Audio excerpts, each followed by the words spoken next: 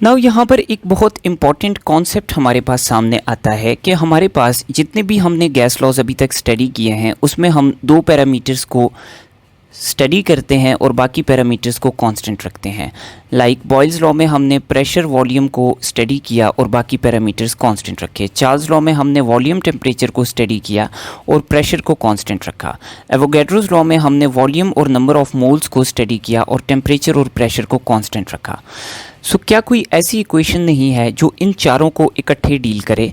So the answer is yes, that equation is general gas equation, या जिसको हम commonly ideal gas equation के नाम से कहते हैं।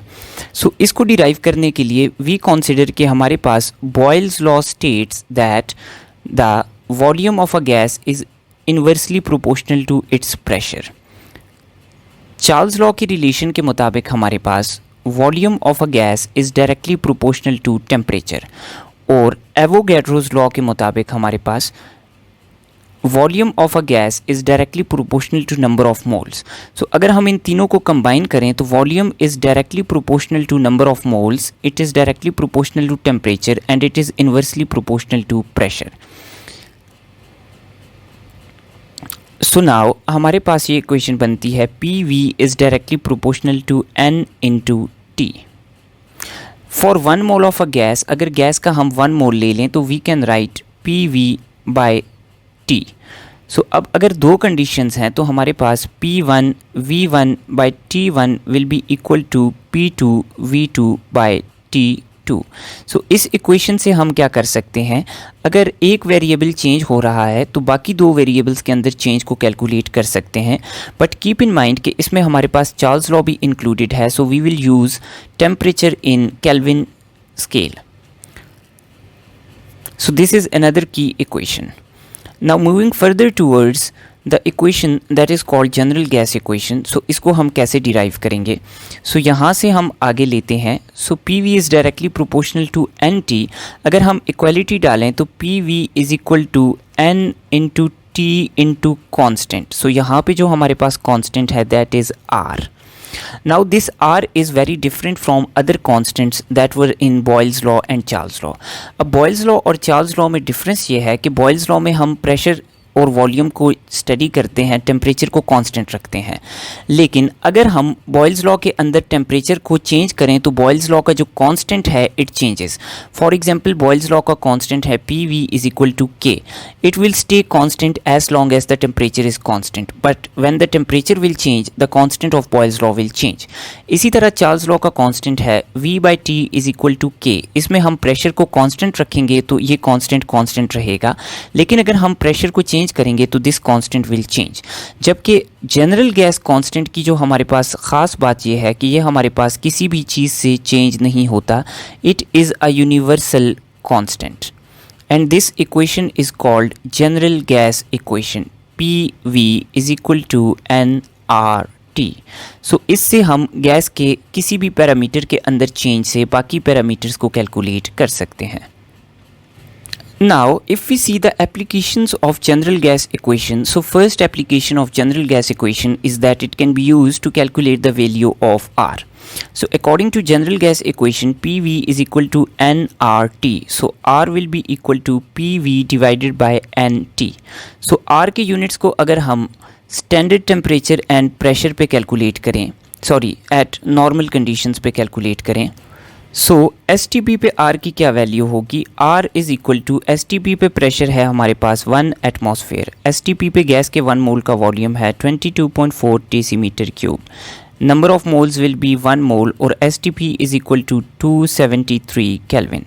सो जब हम इन सारी वैल्यूज़ को सिंप्लीफाई करें so we get 0.0821 atmosphere decimetre cube per mole per Kelvin. So these are units of general gas constant at STP. Now अगर हम इन्हीं यूनिट्स को देखें at SI तो हमारे पास R is equal to PV by NT। Now SI में हमारे पास प्रेशर है 1 atmosphere which is equal to 101,325 newton per metre square. Volume is 22.4 decimeter cube which equals 22.4 divided by 1000 metre cube. So standard unit है metre cube. Now number of moles is 1 mole and temperature is again 273 kelvin at SI. So जब हम इन सारी values को simplify करते हैं सो हमारे पास answer आता है 8.313 newton. Here we have meter -2 और हमारे पास यहाँ पर मीटर क्यूब है. सो ये कैंसल आउट होके हमारे पास बना देते हैं मीटर. देन वी हैव पर मोल पर केल्विन. नाउ यहाँ पर एक और बहुत इंपॉर्टेंट रिलेशन है. Newton metre is also equal to another unit which is called joule. So हम इसको लिख सकते हैं 8.313 joules per mole per kelvin. So now joules को यूज़ करके हम इसको कैलोरीज में भी कन्वर्ट कर सकते हैं. We have the relation 1 calorie is equal to 4.18 joule. So अगर हम इसी यूनिट को कैलोरीज में कन्वर्ट करें तो 8.313 को हम 4.18 से डिवाइड करेंगे. सो हमारे पास आ जाएगा 1.987 कैलोरीज पर केल्विन पर मोल. सो यूँ हमारे पास SI यूनिट्स आ जाते हैं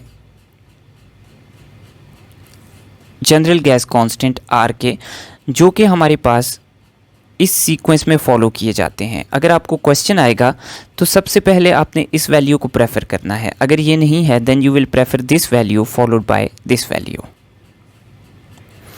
now here we have important concept कि जनरल गैस इक्वेशन को यूज़ करके हम एक अननोन मास ऑफ गैस को कैलकुलेट कर सकते हैं. सो फॉर एग्जांपल हमने एक सर्टेन मास ऑफ गैस लिया और हमें उसका मास नहीं पता, तो उसको हम जनरल गैस इक्वेशन से कैसे कैलकुलेट करेंगे. So we know that number of moles is equal to given mass divided by molecular mass. So हम n को सब्सटीट्यूट करते हैं with given mass divided by molecular mass into r into t.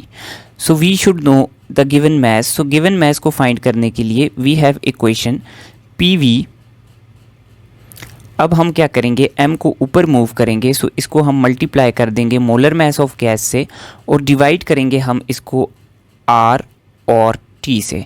सो यूँ हमारे पास अगर कोई भी गैस हो उसका हमें प्रेशर, वॉल्यूम, मोलर मास और टेम्परेचर पता हो सो उससे हम मास ऑफ गैस को कैलकुलेट कर सकते हैं.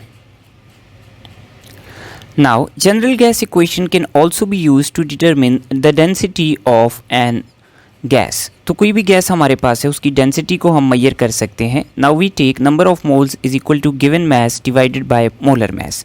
So हम इधर n को सब्सटीट्यूट कर देते हैं by given mass divided by molar mass into R into T. Now we know that density is equal to given mass of gas divided by given volume of a gas. So हम क्या करेंगे, pressure को इधर ही रखेंगे, m को इधर ले आएंगे Pm, मास को इधर ही रखेंगे और वॉल्यूम को मास के नीचे ले आएंगे into R into T. So mass into divided by volume becomes density. So हम इधर m बाई v को रिप्लेस कर देंगे d से. सो यूँ हम डेंसिटी ऑफ गैस को कैलकुलेट कर सकते हैं by multiplying pressure with molar mass and dividing it by general gas constant into its temperature at kelvin. So by this equation we can calculate the density of a gas if we know these 4 parameters. Now lastly general gas equation को use करके हम concentration of gas को भी calculate कर सकते हैं. So PV is equal to nRT. Now we know that concentration of a gas is equal to number of moles divided by volume. So हम क्या करते हैं, प्रेशर को इधर ही रखते हैं, वॉल्यूम को नंबर ऑफ मोल्स के नीचे ले आते हैं और RT से मल्टीप्लाई कर देते हैं. Now we know that number of moles divided by volume is equal to concentration. So we get equation for concentration that is equal to pressure divided by general gas constant into temperature. So इस equation से हम concentration of gas को भी calculate कर सकते हैं if we just know its pressure and temperature. So these are some of the uses that we do for general gas constant and general gas equation. So that's all for this lecture. Thank you.